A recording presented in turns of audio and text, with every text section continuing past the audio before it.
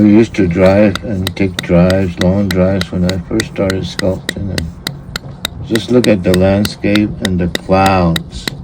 That was my favorite thing to look at, to see images, things that nature carved in the sky immediately, and it would disappear. Sometimes that would give me an idea of what to carve. So that's a great inspiration, looking at the clouds and the mountains, just sitting here. When you're traveling, I'm always, looking and exploring, trying to see things that I don't see here, that I could use in my work.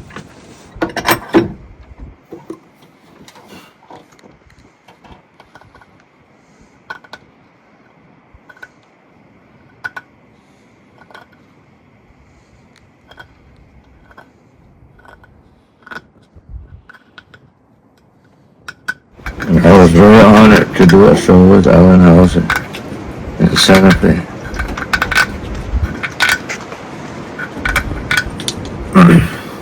Because he said I came up with my own style, my faces, my simplicity.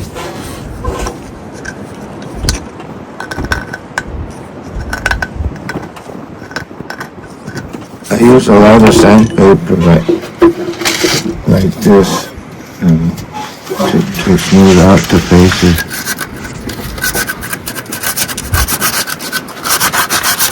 There's a lot of work that goes into doing it the old-fashioned way with hammer and chisel.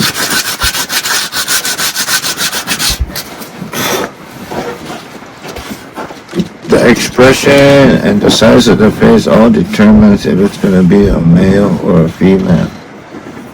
Because a lot of my sculptures of humans are slanted eyes and slanted nose.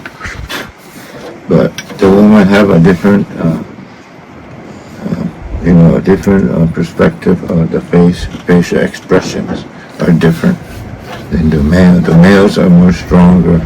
The eyelids go further up, where the woman eyelids go downwards, more peaceful and happy.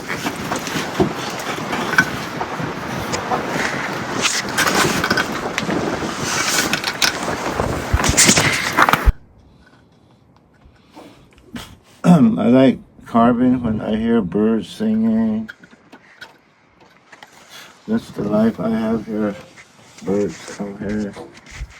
They sing and do all of that. Just a lot of inspiration. Animals that come by. Got paradox that live right there. Birds always come by, sit, making little noises. And that gives you a good feeling when you're carving.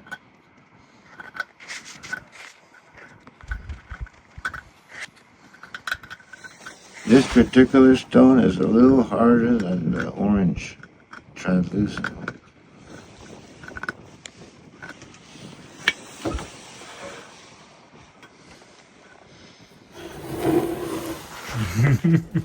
Translucent. This is the stone that is really translucent, orange, alabaster from Utah. Stones are very hard to get now. There's quite a few stone sculptors, and we're all searching for some of the best stones. And back in the 80s, they were digging some of the most colorful stones. But some of the quarries have been closed. BLM closed some of the quarries. So we can't get any more real good stones. And there's not too many people that deal in stones. It's a very hard job, digging stone with machinery and cutting stones, weighing them, and selling them. So it's a very tough profession being a sculptor nowadays. It's not like a painter where you can run into town to the art store and buy a canvas and paints that you need. We have to travel long ways to find the right stones that we need. Other states, have some of these stones, so we have to travel or order these stones. And sometimes when you order them, some stones you receive aren't the really good quality. So I rather go and look at the stones that I'm buying, pour water on the stones to see the colors. So it's a lot of work, dealing with stones and finding the good stones. And I've been working with these Utah alabaster for a long time because of that. Because they stopped digging them and finally they started again. So I ordered these and now I'm really happy that I got them, and now I'm creating something that I wanted to create. Other than that, I've been working a lot with limestone, which is quite available nearby at the rock shop. So I've been doing a lot of my sculptures the last few years in limestone, which is a good stone for outdoors and indoors. But I've been wanting to work with this stone for quite a while. And now I finally got some. This is where the mouth will go, right in here.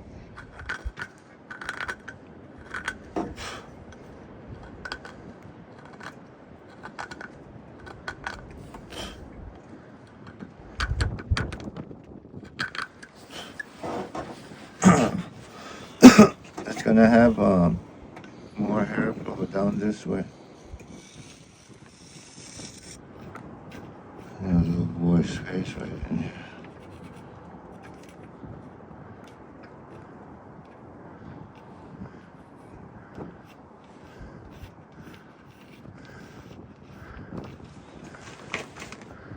Who knows? I might even go down this way and have a foot sticking out. You never know.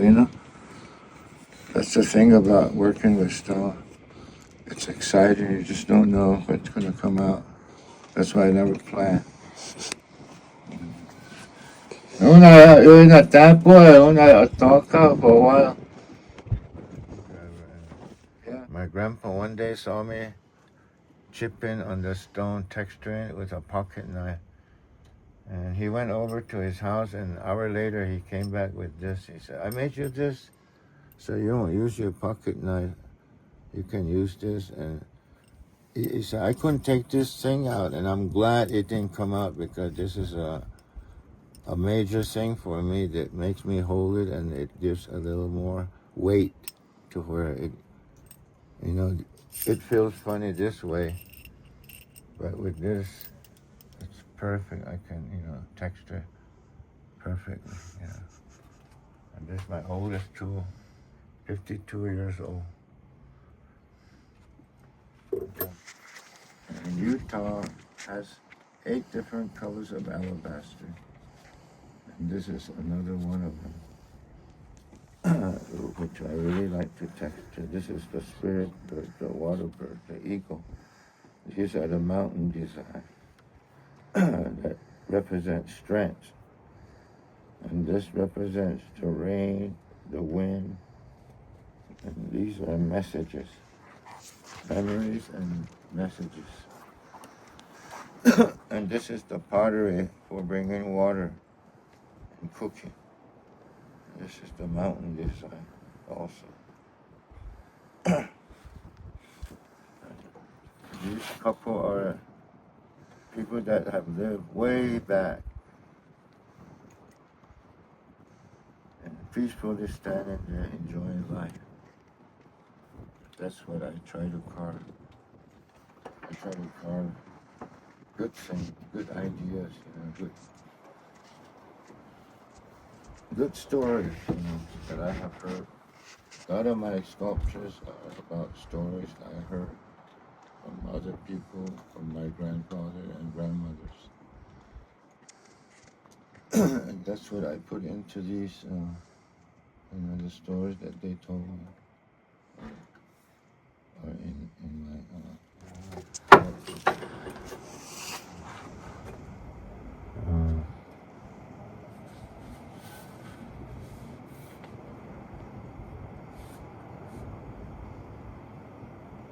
What I usually do, I'll get a soft, like a pillow, something soft, and lay this, and then, start hitting it with a chisel. If I hit it here, it might, break,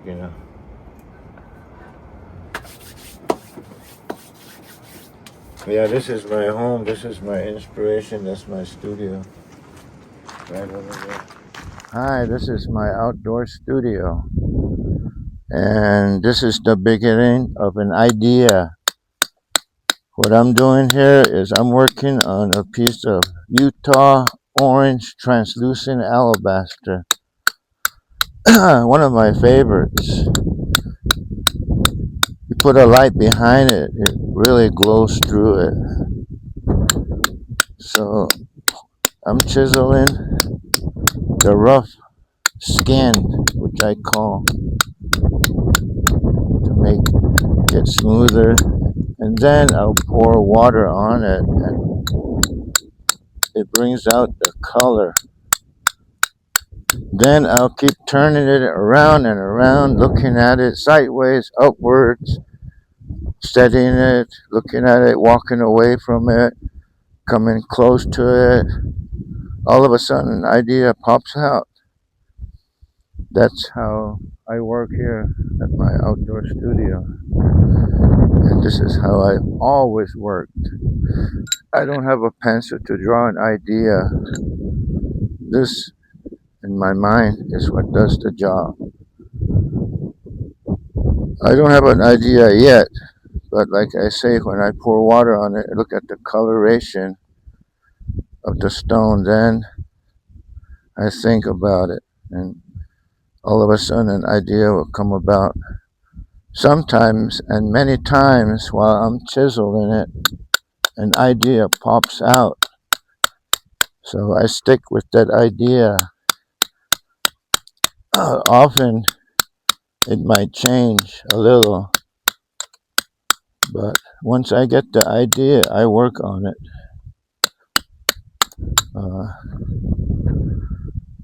And many times the stone does tell me what it wants to be, and I respect that. That means to me we're both communicating, we're both talking to each other. The stone is listening to me, I'm listening to the stone. That's where the respect comes. I just don't throw away little scraps, I save them to make smaller pieces. It took so long for this stone to form, and the experience and what it witnessed in its formation must be amazing. Who knows, there might be animal bones, maybe even human bones in this stone. So that's where the respect comes. So this is a Utah orange translucent alabaster. And I have water sitting here always to pour on it and see the colors. But once I get this skin off, the coloration will be more brighter. That's what really excites me about my stones. And Utah has 8 different colors of alabaster. This is just one of them. And it's like gold to me. And there's not very much left. There's so many sculptors now that are vying for it that, once we see it, we gotta have it. So I was glad that the guy that works at the quarry sent me some nice coloration of stones. I'd like to introduce what I'm also doing now. I'm working on this piece. It's a father and mother. and the father is holding an eagle feather. I'm doing this piece to take down to my show in Las Cruces next year in April of 2027. I'm having my 50-year anniversary show at the Las Cruces Art Museum. Las Cruces is not an art mecca like Santa Fe and Taos, but their offer was so great that I could not turn it down. They offered me a huge stipend and a 6-month show was very well advertised. So I decided that I'll do my show at the Las Cruces Art Museum. Taos has been a little reluctant in my efforts to do shows here. Uh, I did a huge piece for the county courthouse, which it was never appreciated, or I never got a reception for it. And a lot of my clients and friends were upset about that. So I decided that I'm going to do my 50-year anniversary show at the Las Cruces Art Museum and see how the reception I'll get. I'm sure will be great. So I'm looking forward to it.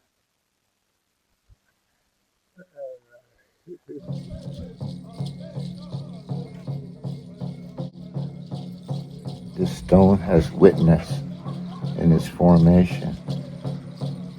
It has witnessed animals that have walked by this stone, maybe humans. Who knows, there could be human bones in this stone, or animal bones. So for that reason, I have a lot of respect for my stones. They speak to me. You know, they say, this is what I have seen, the water, the sky, the mountains. This is what I have seen, and this is what you are seeing now. So I look at my stone, and this is what comes out. A group of people that I imagine lived way back, before my time, and before my father's time, before my grandfather's time, before my great-grandfather's time. I imagine these people living here in beauty, in harmony, in a healthy life, with no interference from anything else. And this is what I want people to look at and think about, how life was back then. And hopefully maybe it will make life easier in this time that we are living now. We are living in a very fast world. We need to slow down and look at ourselves, and I look at our neighbors, and I look at our surroundings, and just think, how long this earth has been here without interference. But now we are interfering, and it must slow down and must stop if we are to survive. And hopefully my work will talk to people and say these things that I am saying, and look at life as a beautiful thing, as a precious thing, not to waste time, to enjoy life. We live such a short life. We must enjoy it compared to the world, how long it has been. So for that reason,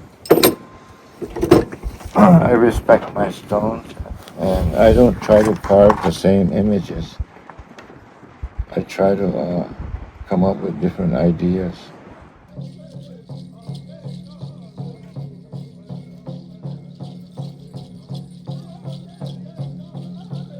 This is the stone that is really translucent, orange, alabaster from Utah. This is another one. That's how I look. But once I polish it, it'll look like this.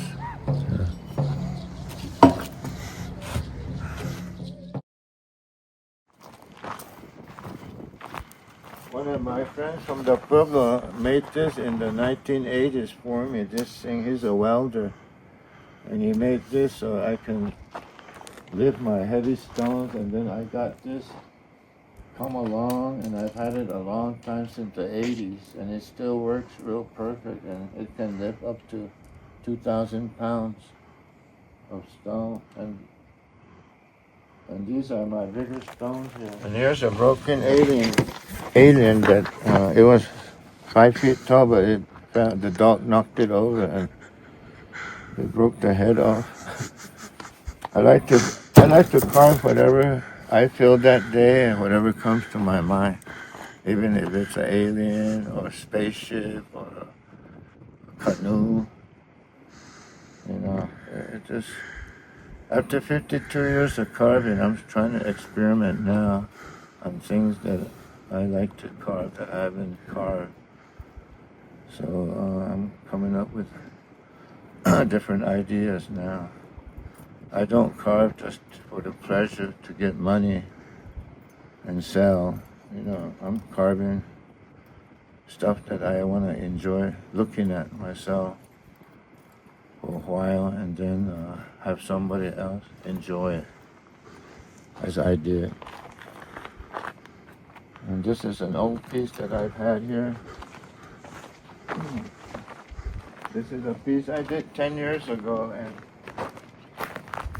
I left it here, and I decided that I won't sell it, that I'll just keep it here. So this is a mother and child. And it's been sitting here about over 10 years now. And I went fishing, and even animals are sculptors. This is a beaver that did this. I went fishing and I found this up Pueblo River. And this is a beaver that was a sculptor, see? He sculpted this. Amazing animals, beavers. And I like to carve beavers. Those are the animals I like to carve: beavers, eagles, fish. I belong to the water clan, Kiva, so maybe that's the reason why I like to carve water animals. What I'm doing here,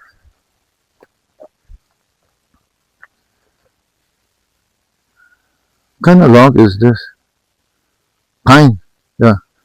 This is a pine log, and I sanded it down, roughed it out, and took a look at it. And I decided that since it came from the mountains, I'm going to carve the animals that live in the mountains where this rock came from.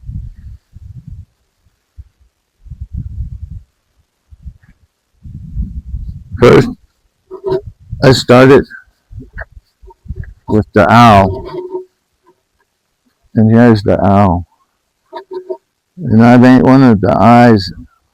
I left one of the eyes, it's a knot. And this will be the other eye here. And the owl is just sitting there waiting for night to come.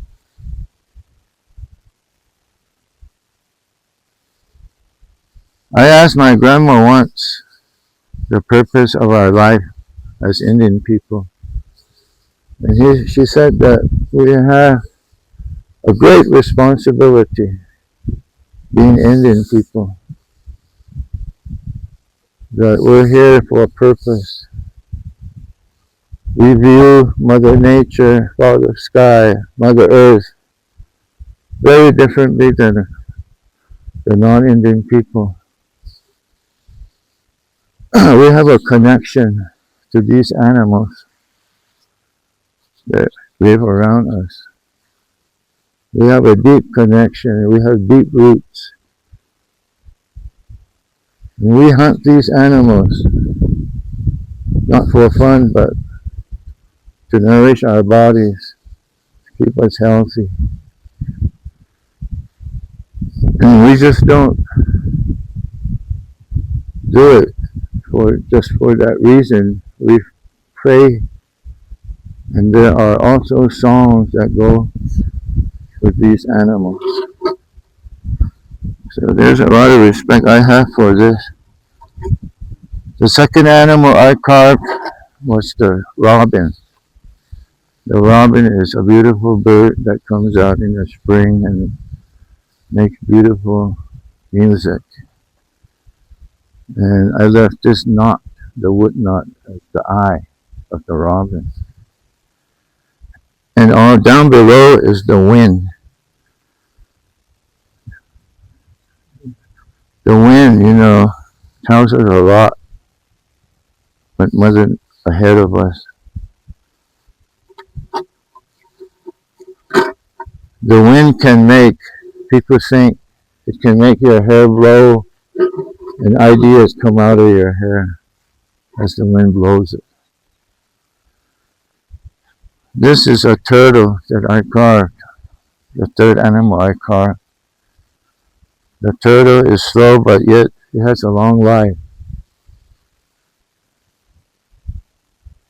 And all different, the way the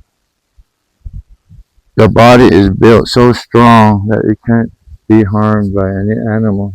It hides in its shell. And this is the cougar, the mountain lion. It's coming out of the rock. This is his foot and the eyes and the ears.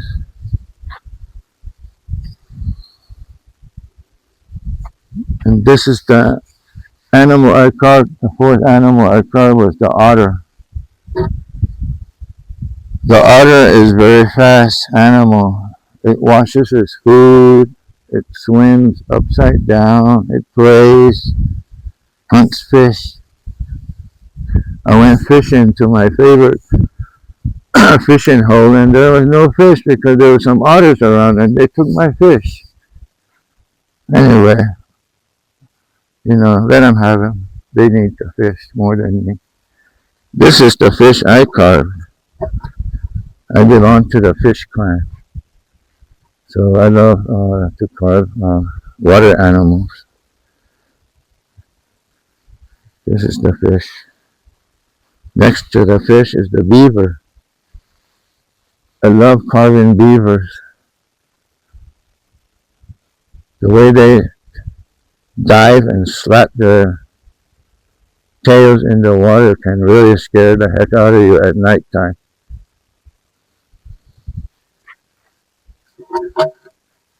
So I'm still looking at it and what else to carve. I'm thinking about a bear. A bear is a powerful animal. It has a long life also, strong. And then a hummingbird somewhere. And maybe a deer or an elk. That's what I need to carve also. So I'm still looking at this log, getting ideas.